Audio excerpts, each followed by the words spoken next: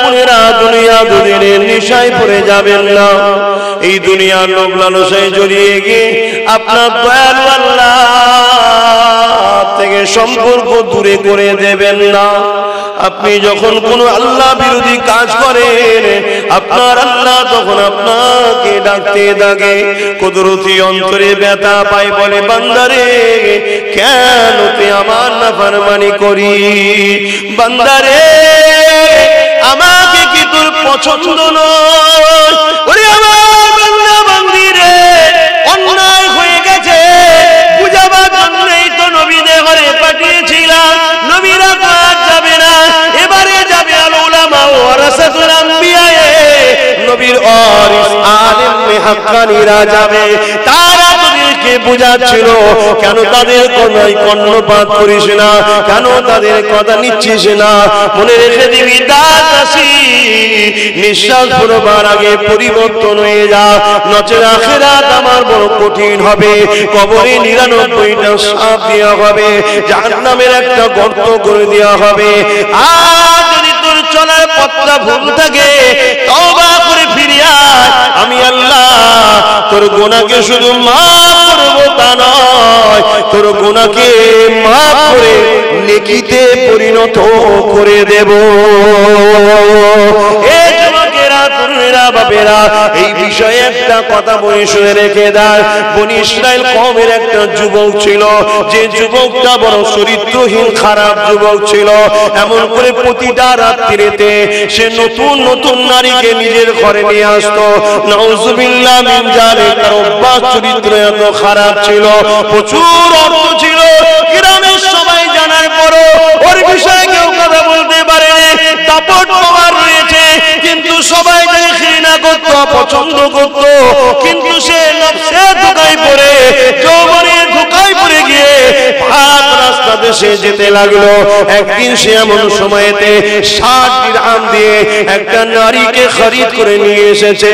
এই যুবকেরা, তরুণীরা, বাপেরা, এই সময় যখন নারীকে সাজিয়ে গুজিয়ে তার সঙ্গী সাথে আরো চাকরানি ছিল, সাজিয়ে দিয়ে যখন খাস কামরার মধ্যে রেখে দিয়েছে, গভীর রাত্রে যুবকটা যখন কামরা দিয়ে যাচ্ছে তার পাপাচারে লিপ্ত হবে বলে, ওই সময় গিয়ে দেখে ওই নারীটা কাঁদতে লেগেছে। এই যুবকটা বলে, কেন তুমি কাঁদো? তোমাকে তো আমি তোমার মসজিদে তোমার ইচ্ছাতেই তো পয়সা দিয়ে খরিদ করেছি, আজ তুমি কেন কাঁদো? ওই সময় মেয়েটা বলে, অভাবের তাড়না আমাকে নামিয়েছে, স্বভাবে নয়।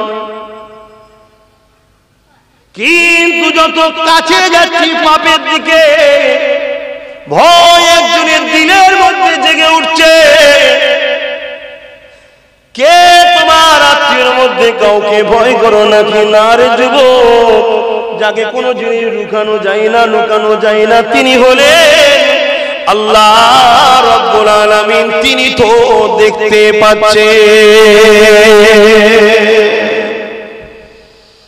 এ যুবক ছেলে, অভাবে জানাই আমি বাধ্য হয়ে গেছি, কিন্তু যত কাছের দিকে যাচ্ছি পাপের, তুমি এখন কাছের দিকে আগে আসো। ভয় আমার জেগে উঠেছে, চোখ দিয়ে পানি বেরিয়ে গেছে।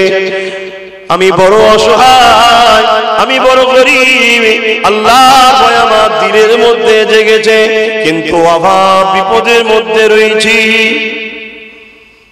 এই কথাটা শুনে ওই বনি ইসরাইলের যুবক ছেলেটা, তার মধ্যে একটা চেতনা জেগে উঠলো।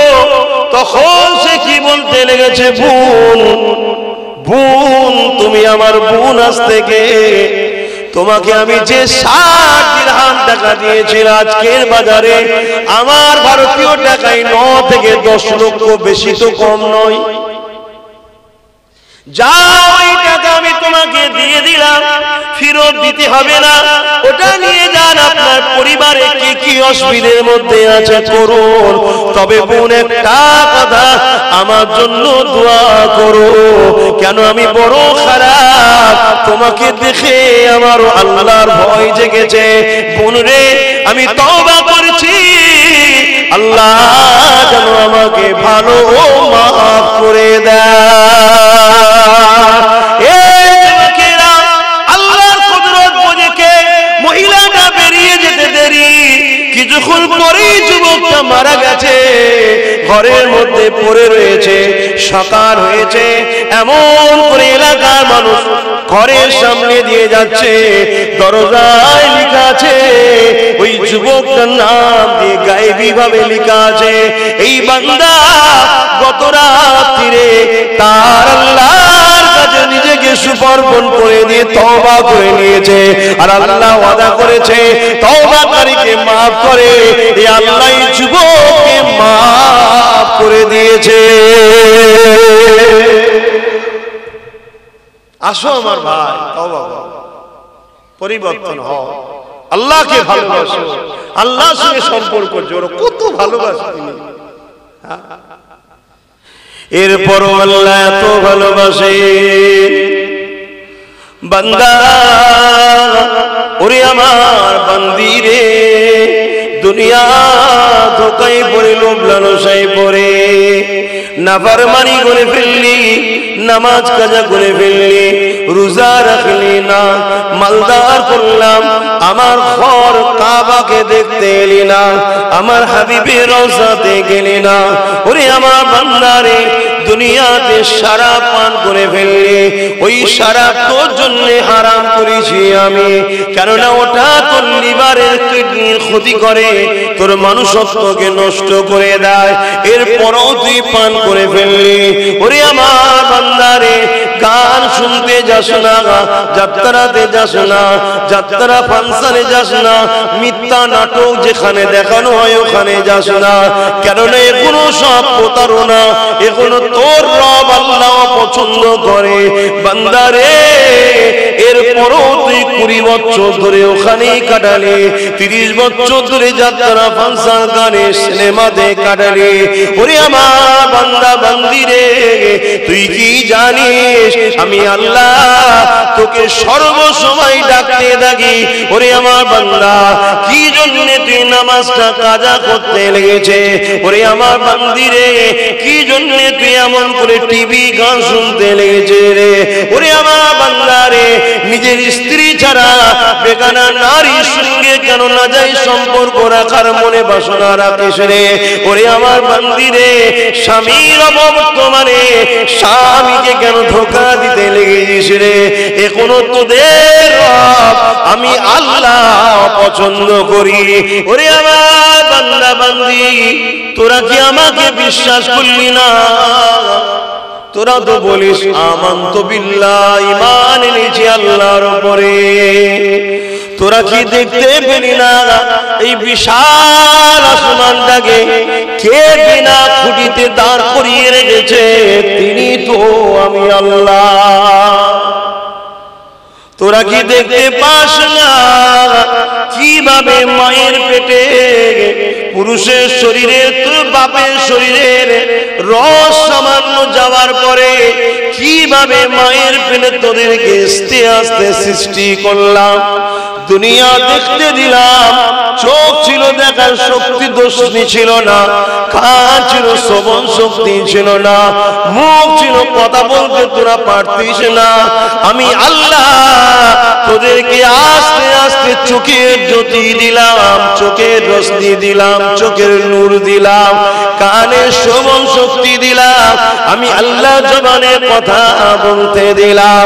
তোরা কি দেখিস না বাচ্চাদের হাতে কোনো ক্ষমতা নাই, ওয়েট তুলবে তো দূরের কথা, কিন্তু আমি আল্লাহ তোদেরকে যুবক বানালাম, আস্তে আস্তে বড় করতে লাগলাম, শরীরে পাওয়ার তাকত দিতে লাগলাম। কি জন্য রে বান্দা? গরিবকে লুটবি বলে না, না না, অসহায়কে আঘাত দিবি না, না না, কি জন্য দিলাম? তুই তাকত নিয়ে আমি আল্লাহ আমাকে রুকু সিজদা দিবি, হালাল ইনকাম করবি, এতিমদেরকে দান করবি, অসহায়ের সাথ দিবি, সমাজে শান্তি প্রতিষ্ঠিত করবি। ওরে আমার বান্দারে, তোরা কি দেখলি না এই পায়ে তোদের চলার ক্ষমতা ছিল না, আমি আল্লাহ এই ক্ষমতা দিলাম, আস্তে আস্তে চলতে করতে শুরু করলি, এই জন্য দিলাম না তোদেরকে যে তোরাই ক্ষমতা নিয়ে যাত্রায় যাবি, গানে যাবি, ফাংশনে যাবি, সিনেমায় যাবি। না না না, আমি আল্লাহ তোদের পায়ে ক্ষমতা দিয়েছি। গরিব দিন দুঃখীরা অসহায়রা তাদেরকে দেখতে যাবি, বিমারিকে দেখতে যাবি, আল্লাহ ওলিদের দরবারে যাবে, দিন শিক্ষার জন্য যাবি, আমার জন্য দাঁড়িয়ে দাঁড়িয়ে নামাজে কিয়াম করবি। ওরে আমার বান্দা বান্দি রে, তা না করে তোরা অন্যায় করে গুনাহ করে করে বেড়াতে লেগেছে। শোনো না আমার নবী পাক জানান, যখন কোনো বান্দা বান্দি অন্যায় করতে থাকে, ভুল করতে থাকে, পাপের রাস্তায় যেতে থাকে, আমার আল্লাহ ডাক দিতে লাগে, ওরে আমার দাস রে, ওরে আমার দাসী রে, কে আছে আমার থেকে দ্বিতীয় একজন প্রভু যে তোর সমস্যা সমাধান করতে পারে? কেউ আছে? আল্লাহ নবী বলেন, যখন আমরা গানে যাই, সিনেমায় যাই, যাত্রায় যাই, জেনায় যাই, অন্যায় রাস্তায় যাই, ওই সময় আল্লাহ ডাক দিতে লাগে, ওরে আমার বান্দা, ওরে আমার বান্দি, আয় যাস না, শয়তান তোকে ধোঁকা দিয়ে আমার থেকে দূরে সরাচ্ছে। তোর রব আমি ডাকছি, ফিরে আয়। ওদিকে আযাব আছে, ওদিকে ধ্বংস আছে, ওদিকে শাস্তি আছে, ওদিকে শান্তির থেকে ক্ষতি বেশি আছে, ওদিকে যাস না রে, যাস না রে, যাস না রে। এইভাবে আল্লাহ ডাকতে থাকে, ফেরেশতারা দেখতে থাকে, আমার দয়ালু আল্লাহ তোমাকে আমাকে ডেকেই যায়, ডেকে যায়। তুমি আমি যদি এইরকম একটা সময় কেউ একবার থমকে দাঁড়িয়ে গিয়ে আল্লাহর ভালোবাসায়, আল্লাহর ভয়ে ফিরে যদি আসতে পারি, কোনো পাপ কাজে যেতে গিয়ে, আল্লাহ পাক কুরআন পাকে সূরা রহমানের মধ্যে জানাচ্ছে, ওয়ালিমান খাফা মাকাম রাব্বিহি জান্নাতান, ওই বান্দা বান্দিকে আল্লাহ দুটো জান্নাত দিয়ে দেবে।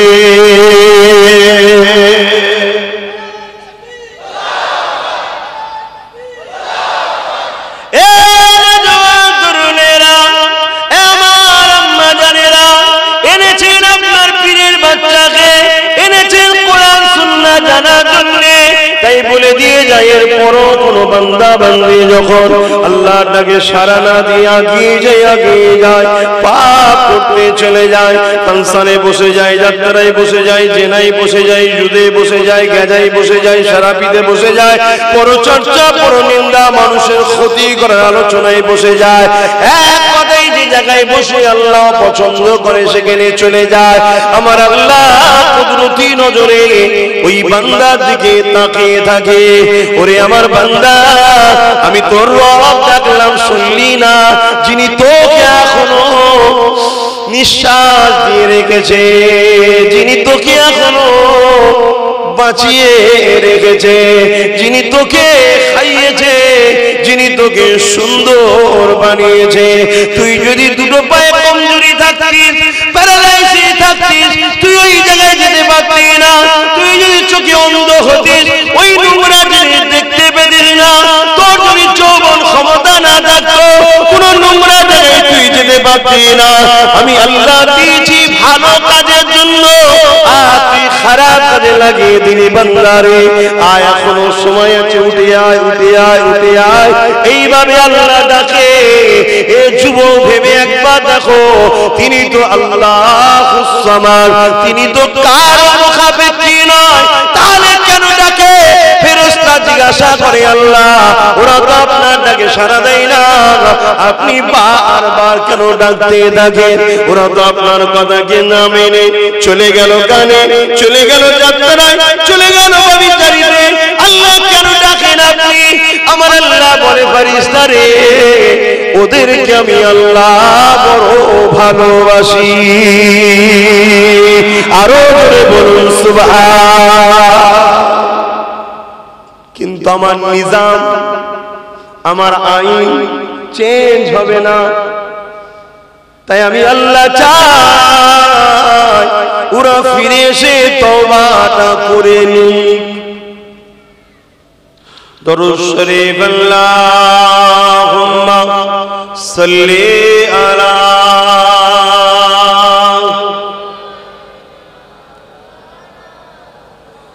ওয়ালা আলি সাইয়্যিদিনা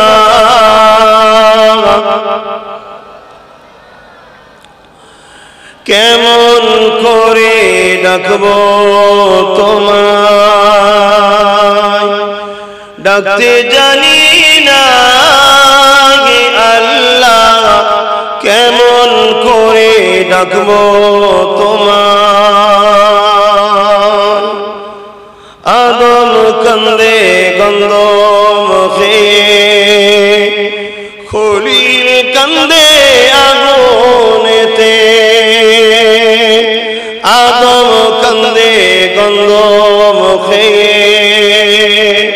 খলিল কান্দে আগুনেতে,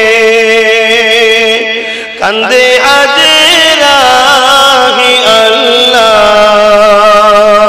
কেমন করে ডাকবো তোমায়, ডাকতে জানি না হি আল্লাহ, কেমন করে ডাকবো তোমায়। হাবিব কান্দে উম্মত বলে, হুসাইন কান্দে কারবালাতে, হাবিব কান্দে উম্মত বলে, হুসাইন কান্দে কারবালাতে, কান্দে ফাতেমা হি আল্লাহ, কেমন করে ডাকবো তোমায়, ডাকতে জানি না হি আল্লাহ, কেমন করে ডাকবো তোমায়। আল্লাহুম্মা সাল্লি আলা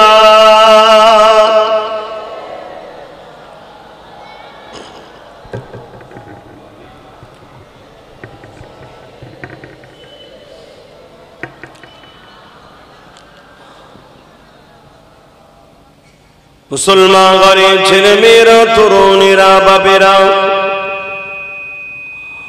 বড় আফসোস লাগে ওই মানুষগুলোকে দেখে যারা বিশ্বাস করে আমাদের মৃত্যু হবে, অন্যায় করার পরও আল্লাহ রাব্বুল আলামিনের কাছে ফিরে আসে না, তওবাটা করে না।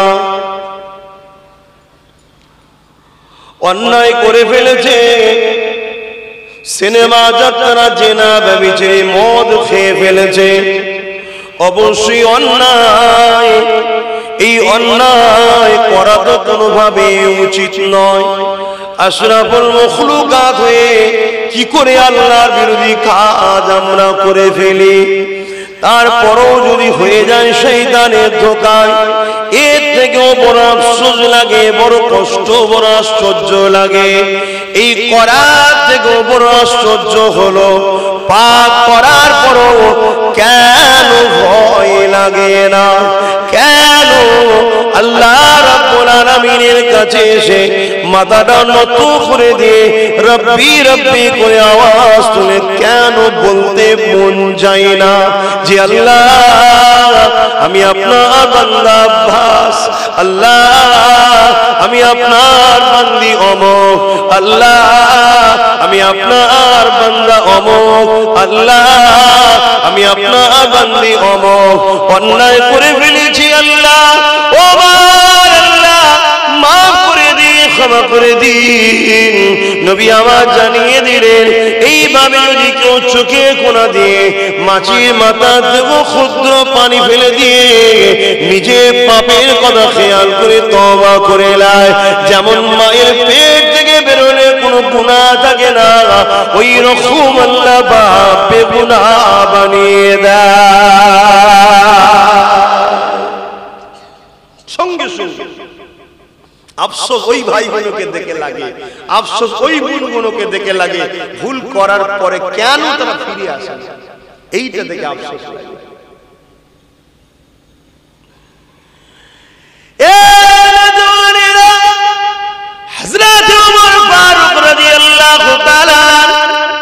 যখন আর্ধেক পৃথিবীর শাহেনশাহ হয়ে গেছেন, আর্ধেক পৃথিবীকে যখন পরিচালনা করছেন, আর্ধেক পৃথিবী যখন খলিফা হয়েছেন, হযরত ওমর ফতোয়া জারি করে দিয়েছে, আইন পাশ করে দিয়েছে, আইন জারি করে দিয়েছে যে শরাব পান করবে তার জন্য কঠিন শাস্তি রয়েছে।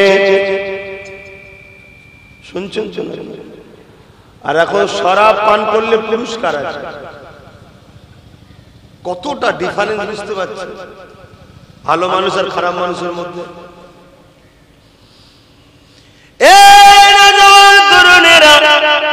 এমন সময় একটা যুবক ছেলে রাস্তা দিয়ে যাচ্ছিল শরাব পান করতে করতে, এমন সময় অন্য দিন ফারুক আজম আসতেছিলেন, কোন কারণে কোথায় যাচ্ছিলেন, হঠাৎ করে মুখামুখি কাছাকাছি হয়ে গেছে। ফারুক আজম কে দেখে ছেলেটা দূর থেকে ঘাবড়ে গিয়ে মদে শিশিটাকে পিছনে লুকিয়ে ফেলেছে। ফারুক আজম আগে এসে বলে, বাবা ছেলে কি লুকাচ্ছ তুমি? বাবা তোমার এই শিশিতে হাতে কি রয়েছে বলো বাবা। ছেলেটা কত মতো খেয়ে গেছে, চুপ করে কিছুক্ষণ রয়ে গেছে। ওই সময় ছেলেটা দিল থেকে আল্লাহর সঙ্গে কানেকশন করতে লেগেছে। তোমার দিলে এখন কি হচ্ছে আমি জানি না, আল্লাহ জানে। দিল থেকে বলে, মালিক আমি তো আসামি, অন্যায় করে ফেলেছি, ভুল করে ফেলেছি, মালিক তুমি আমাকে উমারের হাত থেকে রক্ষা করো, উমার আমাকে শাস্তি দেবে। শোনো ভালো করে, আল্লাহ তোমার কাছে আমি তওবা করছি, আর কোনোদিন শরাব পান করব না। এই যাত্রায় আমাকে উমারের হাত থেকে হেফাজত করে দাও আল্লাহ, শাস্তি থেকে আমাকে রক্ষা করে দাও আল্লাহ। এইভাবে দিন থেকে কানেকশন হতে লেগেছে। উমার বলে, শিশিটা দেখো বাবা। দুই রকম রাত রয়েছে। এক সময় ছেলেটা বলতে লেগেছে, হুজুর আমি দুধ পান করতে লেগেছে। হুজুর বললেন, দেখা। যখনই শিশিটা বার করেছে, ছেলেটা চোখ দিয়ে পানি ঝরতে লেগেছে, টপ টপ করে পানি বেরোতে লেগেছে। কেন? ছেলেটার হাতে তো মদের বোতল ছিল, ছেলেটাও তাকিয়ে দেখে ওটার মদ নাই। আমার আল্লাহ পাক শাইউল কাদির ওটাকে দুধ বানিয়ে দিয়েছে। উমর ফারুক জিজ্ঞাসা করে, কাঁদো কেন? ছেলে বলে, হুজুর আল্লাহ যখন মাফ করে দিয়েছে, আপনার আদালতের বিচার নাই। কি হয়েছে বলো? হুজুর আমি শরাব পান করছিলাম, আপনাকে দেখে আমি বড় ঘাবড়ে গেছি, আল্লাহর সঙ্গে কানেকশন করে তওবা করে নিয়েছি, শরাবটা দুধ আল্লাহ পরিণত করে দিয়েছে। ওই সময় ওমর বলে, শোনো বাবা ছেলে, আল্লাহ কত ভালোবাসে তোমাকে আমাকে দেখছো, সেই আল্লাহকে ভালোবাসো, সেই আল্লাহর সঙ্গে জুড়ে যাও, সেই আল্লাহকে বন্ধু বানিয়ে নাও, সেই আল্লাহকে আপন করে নাও। কেননা তোমার বিমার সেবা করতে কোনো ডাক্তার পারে না, তোমার বিমার সেবা করতে কোনো ওষুধ পারে না, তোমার বিমার সেবা তিনি করে যিনি তোমাকে বিমার দিয়ে পরীক্ষা নেয়, তিনি আল্লাহ। তোমার অভাবীকে কেউ মিটাতে পারবে না, তোমার সংসারের অশান্তি কেউ মিটাতে পারবে না, তোমার সংসারের অভাব কেউ দূর করতে পারবে না। তিনি মিটাতে পারেন যিনি তোমাকে পরীক্ষা করার জন্য একটু অভাব দেয়, দেখি কি বলে, তিনাকে ধরে। অসুবিধা হচ্ছে? আমার ভাইদের কাছে আমার দরখাস্ত, অনুরোধ, আমার বোনেদের কাছে আমার অনুরোধ, আমার আব্বা আমার আম্মা অনুরোধ, মাথা নত করে তওবা করুন আল্লাহর কাছে, তওবা করুন। ভুল হয়ে গেছে, সময় এখনো আছে, কখন নিঃশ্বাস পড়াবে কেউ জানে? তওবা করে। অনেকে ভাবে একটু বয়স হোক না তওবা করবো, আপনি বয়স হবার আগেও তো চলে যেতে পারেন।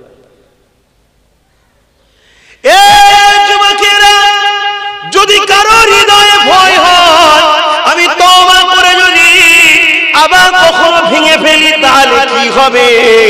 হায় রে হায়, এটা তোমার আমার আল্লাহর কথা বলছি গো। কত দয়ালু জানো, তিনি বলতে লেগেছে একবার নয়, দুবার নয়, 100 বার নয়, 1 লাখ বার নয়, 1 কোটি বার নয়, যতবারই ভাববি দেরি করবি না, ফিরে আয়, ফিরে আয়, ফিরে আয়, আমি আল্লাহ ততবারই তোকে মাফ করে দেব।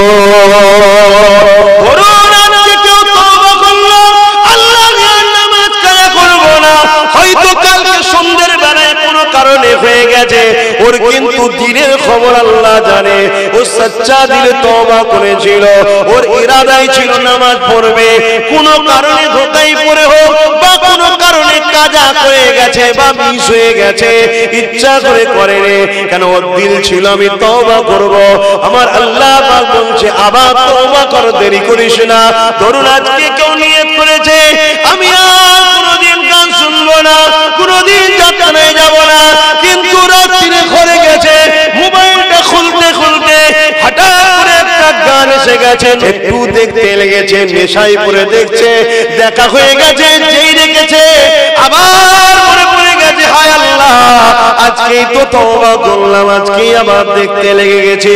মন খারাপ করো না গো আমার সোনার যুবকেরা, তোমার আমার আল্লাহ এত দয়ালু, এত দয়ালু, তোমার আমার জন্য এত দরজা খুলে দিয়েছে। বান্দারে ঘুমাবি পরে, তওবাটা করে কমসে কম ঘুমিয়ে পড়, কেননা কালকে সূর্য উঠবে ঠিকই, তুই উঠবি কি কোনো গ্যারান্টি নাই। একটা কথা শোনো, যখন কোনো বান্দা পাপ করতে চলে যায়, আল্লাহ তোর ডাকে আগে বললাম, যদিও পাপ করতে চলে গেছে, হয়তো পাপ করেও ফেলেছে, বান্দা যখনই পাপ করে ফেলে, এবারে ফেরেশতা লিখতে গেছে অমুক বান্দা গান শুনেছে বা জিনা করেছে বা মদ খেয়েছে বা অন্য কোনো পাপ করে ফেলেছে, যেই লিখতে যাবে আল্লাহ বলে ফেরেশতা দ্বারা লিখিস না, লিখিস না। কেন? আল্লাহ ভালো কাজে নিয়ত করলে সঙ্গে সঙ্গে বলে লিখে দে, কাজ করেনি তাও বলে লিখে দে। এখানে তো পাপ করে ফেলেছে, কেন লিখব না? আমার আল্লাহ বলে ফেরেশতা রে বান্দা তো আমার তোর নয়, বান্দি তো আমার তোর নয়, লিখবি না, করে ফেলেছে।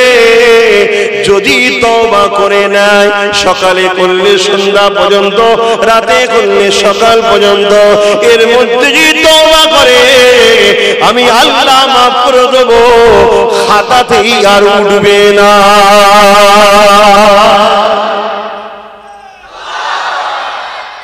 আল্লাহ কত ভালোবাসে, কেন দূরে থাকে? কি কাজ দিয়েছে আল্লাহ? বলুন কি কাজ দিয়েছে? কোন কাজটা আপনার মনে হচ্ছে অন্যায়? বল, আল্লাহ যে কাজগুলো দিয়েছে কি দিয়েছে? নামাজ পড়তে বলেছে, নামাজ পড়তে কষ্ট হয়, এ কথা বলছেন না কেন? তো পড়েন না কেন? অথচ নামাজ আল্লাহ দিদার হয়, জোরে বলুন সুবহানাল্লাহ। তুমি হয়তো দেখতে পাচ্ছ না, কিন্তু আল্লাহ তোমায় দেখছে। একেবারে আল্লাহ নামাজের কাছে চলে আসে কুদরতি ভাবে। এবং শুধু এটা নয়, রাসূল বলছে যখন সিজদা দেয় এই কপালটা আল্লাহর কুদরতি কদমে পড়ে, জোরে বলুন সুবহানাল্লাহ। যখন তুমি সুবহান রাব্বিল আলা বলো তাসবিতে, তখন আল্লাহ সমস্ত ফেরেশতাদের ডাকে, এই ফেরেশতা জলদি করে দেখ, তোরা বলেছিস না এদের বানাবে না, ভাই দেখ কি করছে। আল্লাহ দুনিয়া সব কিছু ছেড়ে দিয়ে নিজেকে তোমার কুদরতি কদমে উৎসর্গ করে দিয়েছে, দিয়ে বলছে সুবহান রাব্বিয়াল আলা, আল্লাহ তুমি সবথেকে বড় পবিত্র। আল্লাহ বলে ফেরেশতা তোরা সাক্ষী থাক, এত গুনাহ করেছে ওরা, সব তো জানিস, ওদের গুনাহ শেষ নেই, কিন্তু প্রশংসা করছে কি আমি নাকি সব থেকে পবিত্র। যে আমি সব থেকে পবিত্র সাক্ষী দেয়, সে অপবিত্র হয়ে থাকবে, যা ওর গুনাহ মাফ করো, ও পবিত্র করে দিলাম, জোরে বলুন সুবহানাল্লাহ। বলো কে এত দরদি আছে? সামান্য বাপের একটা কথা অমান্য করলে ওই বাপ তোমাকে ঘর থেকে বার করে দেয়, মায়ের একটু কথা অমান্য করলে মা তোমায় কত বকে, হাত পর্যন্ত কেড়ে নেয়, কত কি করে। আমরা কি করছি নি বলো তো? আল্লাহ বিরুদ্ধে। এরপরও আল্লাহ বলেছে এখনো সময় আছে, শুধু নিঃশ্বাসটা পুরোবার আগে তওবা করো। 80 বছর বয়স, 90 বছর বয়স, তুমি এখন যদি বলো আমি তওবা করতে যাচ্ছি, দুনিয়ার লোক তোমাকে দেখে ঠাট্টা মারবে। তুমি যদি সত্যি দিল থেকে আল্লাহর কাছে তওবা করে লাও, তোমার 90 বছরের গুনাহকে আল্লাহ মাফ করতে হবে। জোরে বলুন সুবহানাল্লাহ। কারণ তুমি তো আল্লাহ, আল্লাহ যদি মাফ করে দেয় কেউ বিরোধী করে নাকি? এখানে কেউ নেই। কিন্তু হায় কপাল, বড় দুঃখ লাগে, কেন আমার ভাই বোনগুলো তওবা করে না, কেন কাঁদুনি আল্লাহর কাছে? নিরিবিলি নির্জনে কেউ থাকবে না, তুমি একা। কখনো কখনো তুমি উজু করে নিয়ে মাথাটা নত করে দিয়ে চোখটাকে বন্ধ করে স্মরণ করবে তোমার রব তোমাকে দেখছে। তাকে বলো না তুমি, আল্লাহ আমি এই গুনাহ করেছি, এই গুনাহ করেছি, এই গুনাহ করেছি, সব আপনি জানেন, কিন্তু আপনি আমার স্ত্রীর সামনে খোলাসা করে দেননি, আমার মা বাবার সামনে খোলাসা করে দেননি, কেউ আমার বিষয় জানেনি, সবাই আমাকে হুজুর বলে ভালোবাসে। এই আমার পাপ নেই? তোমাদের সবার থেকে বেশি পাপী আমি। কিন্তু হায় আমার আল্লাহ, তুমি এত পাপীকেও এত সম্মান দিয়েছো যে হাজারো লাখো মানুষ আজও আমার মুখের দিকে চেয়ে আছে। এটা কি আমার আল্লাহর দয়া নয়? আমার কি উচিত নয় সেই মালিকের কদমে মাথাকে দেওয়া? তোমাকেও দেখো না, তোমার বাচ্চা কত ভালোবাসে, আব্বা আব্বা করে, অথচ তোমার লাইফে এমন পাপ আছে, তোমার ছেলে যদি জানে তুমি ছেলের সামনে মুখ দেখাতে পারবে না। তুমি স্ত্রী, তোমার স্বামী তোমাকে কত ভালোবাসে, তোমার লাইফে এমন পাপ হয়ে গেছে, তোমার স্বামী যদি জানে তোমার সব ভয় করবে। আল্লাহ পাক সব জানার পরও তোমাকে দেখো ঠিক মর্যাদা দিয়ে রেখেছে। তাই আল্লাহ বলছে ফিরে আয়, তওবা কর, নত হ, ভুল স্বীকার কর। শুনছেন তো নাকি?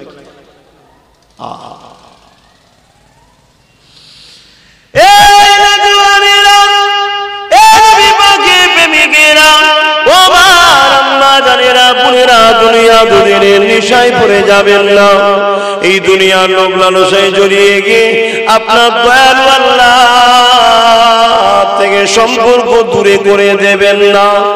আপনি যখন কোন আল্লাহ বিরোধী কাজ করেন, আপনার আল্লাহ তখন আপনাকে ডাকতে ডাকে, কুদরতি অন্তরে ব্যথা পায়, বলে বান্দারে কেন তুই আমার নাফরমানি করি?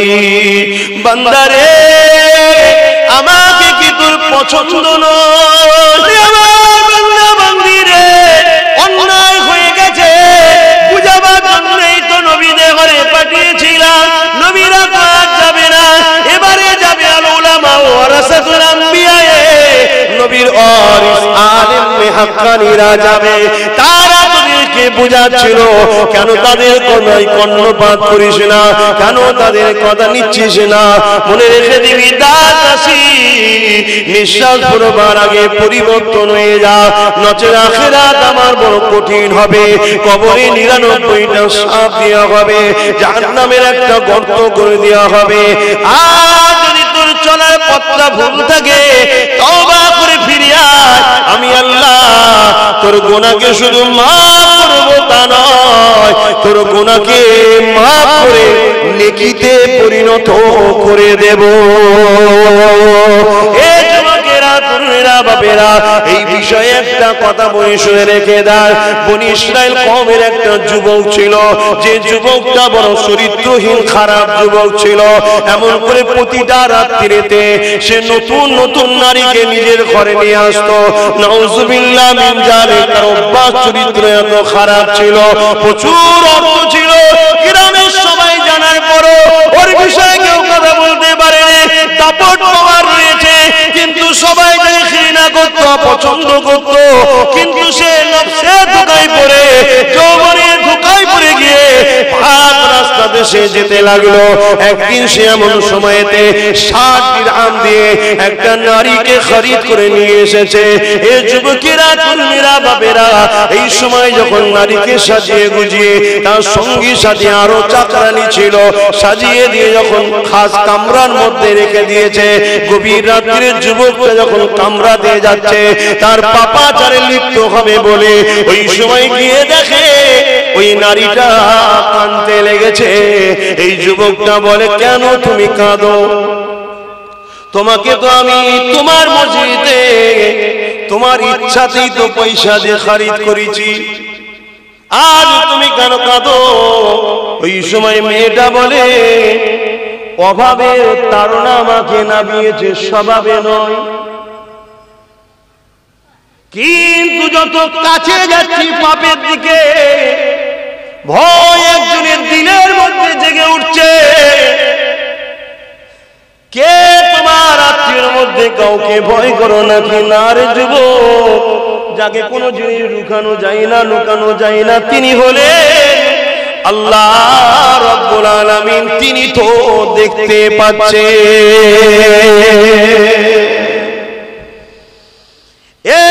যুবক ছেলে, অভাবে জানাই আমি বাধ্য হয়ে গেছি, কিন্তু যত কাছের দিকে যাচ্ছি পাপের, তুমি এখন কাছের দিকে আগে আসো। ভয় আমার জেগে উঠেছে, চোখ দিয়ে পানি বেরিয়ে গেছে। আমি বড় অসহায়, আমি বড় গরীব, আল্লাহ ভয় আমার দিলের মধ্যে জেগেছে, কিন্তু অভাব বিপদের মধ্যে রয়েছি। এই কথা না শুনে ওই বনী ইসরাইলের যুবক ছেলেটা, তার মধ্যে একটা চেতনা জেগে উঠলো। তখন সে কি বলতে লেগেছে, বোন, বোন, তুমি আমার বোন। আজ থেকে তোমাকে আমি যে 60 দিরহাম টাকা দিয়েছিলাম আজকের বাজারে, আমার ভারতীয় টাকায় 9 থেকে 10 লক্ষ, বেশি তো কম নয়। যাও, ওই টাকা আমি তোমাকে দিয়ে দিলাম, ফেরত দিতে হবে না। ওটা নিয়ে যান, আপনার পরিবারে কি কি অসুবিধার মধ্যে আছে করুন। তবে বোন, একটা কথা, আমার জন্য দোয়া করো। কেন আমি বড় খারাপ, তোমাকে দেখে আমার আল্লাহর ভয় জেগেছে। বোন রে, আমি তওবা করছি, আল্লাহ যেন আমাকে ভালো ও মাফ করে দেয়। আল্লাহর কুদরত বুঝে মহিলাটা বেরিয়ে যেতে দেরি, কিছুক্ষণ পরেই যুবকটা মারা গেছে, ঘরের মধ্যে পড়ে রয়েছে। সকাল হয়েছে, এমন করে এলাকার মানুষ ঘরের সামনে দিয়ে যাচ্ছে। দরজায় লেখা আছে, ওই যুবকটার নাম দিয়ে গায়েবী ভাবে লেখা আছে, এই বান্দা গত রাত্রিরে তার আল্লাহর কাছে নিজেকে সমর্পণ করে দিয়ে তওবা করে নিয়েছে। আর আল্লাহ ওয়াদা করেছে, তওবাকারীকে maaf করে। এই আল্লাহ যুবককে maaf করে দিয়েছে। আসো আমার ভাই, তওবা করো, পরিবর্তন হও, আল্লাহকে ভালোবাসো, আল্লাহর সঙ্গে সম্পর্ক জোড়ো। কত ভালোবাসো তুমি, কেন দুনিয়ার এই লোভ লালসায় জড়িয়ে যাচ্ছ? হালাল সংসার করো, স্ত্রীর সঙ্গে সংসার করো, বাচ্চাদেরকে লালন পালন করো, তাদেরকে আল্লাহর প্রেম শিখাও, হালাল ইনকাম করো। মা বাপ থাকলে মা বাপকে ভালোবাসো, বড়দেরকে সম্মান করো, পাড়া প্রতিবেশী সবার সঙ্গে বন্ধুত্ব রাখো, ভালোবাসা রাখো, ঝগড়া ফসাদ করো না, কারো লুটো না, কারো মেরো না, কাউকে আঘাত দিও না। মনে রাখবেন, দুটো ধরনের জিনিস হয়, একটা হকুল্লাহ, একটা হকুন নাস। কিন্তু হকুন নাস করে ফেললে মাপ নাই। হকুন নাস বোঝেন তো? বান্দার হক। তুমি কোন গরিবকে লুটেছো, গরিবকে জুলুম করেছো, কাউকে মিথ্যা কেস করেছো, কারণ নামে মিথ্যা সাক্ষী দিয়েছো, কারো মাল ঝেড়ে নিয়েছো, কাউকে মারধর করেছো, সে আদৌ জুলুম করেন, অন্যায়কারী নয়। এই যে একটা অসহায় গরিবের উপরে হকুল্লাহ, এই নাস, এটা মাপ হবে না। স্ত্রীর হক, স্বামীর হক, বাপ মার হক, সন্তানের হক, এগুলো মাপ হবে না। স্ত্রীর হক বোঝো, স্ত্রীর হক বোঝো।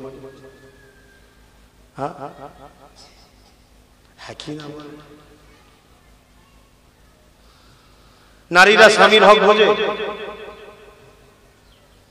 নামাজ কাজার মাফ হয়ে যাবে আল্লাহর কাছে কাঁদলে, রোজার কাজার মাফ হয়ে যাবে আল্লাহর কাছে কাঁদলে। কিন্তু স্বামী যদি স্ত্রীর হক মারে, স্বামী যদি স্ত্রী দিনে মাফ না করে হবে না। আর স্ত্রী যদি স্বামীর হক মারে, স্বামী যদি মাফ না করে হবে না।